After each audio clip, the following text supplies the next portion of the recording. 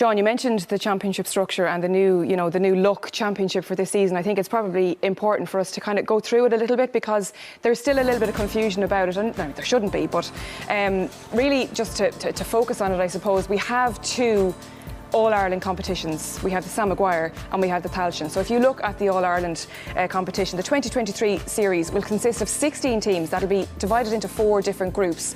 Now, obviously, the teams in those groups will be seeded, and we'll get into that. So it's the 16 teams. We'll have 8 provincial finalists, the Tailteann Cup winners, of course, Westmeath, and then the next 7 highest ranking teams according to the league standings. And that's obviously why, the league is going to inform the championship again this year.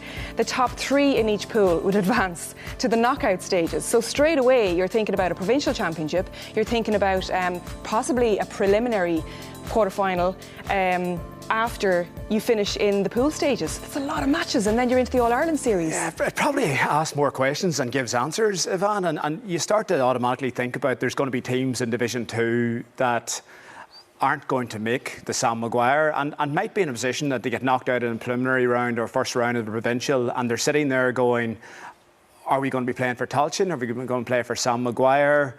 You've got the maybe American lure thrown in there for some players, for some teams. So you start to ask questions about what are the priorities of a lot of the teams in around that sort of lower rank 2, higher rank 3, because there could be teams in the higher ranks of Division 3 that then don't make it into Sam Maguire either. And you start to think of a Cavan or Tipperary or teams of that ilk. So it's going to be very confusing in around that sort of May, June time, and it adds more complexity. I like the idea of linking the leagues and the championship, but we have this provincial system that sits in the middle that isn't really a fair system. It's also a very short window, isn't it, between league and championship? There's basically no window, so you don't have a whole pile of time. We'll talk definitely a little bit more about the permutations of Division 3, Division 4, where they end up later on.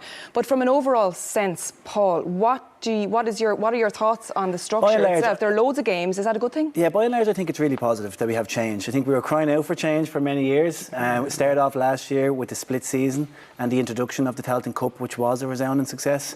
Now we may have too many games. As a player, I certainly would have embraced that. I would have enjoyed the week-on-week games. Maybe not when I got into my 30s, but absolutely as a player, that's what you want. Well, it's going to favour the stronger teams. So, Dublin's going to win another 10 out of 12 All-Irelands with all their players. But no, it's going to favour, because if players are being asked to play 10 games in 12, 13 weeks, inevitably there's going to be injuries and wear and tear on the players. So it could be a survival of the fittest at the latter end of the championship. And the strongest panel as well, I would imagine.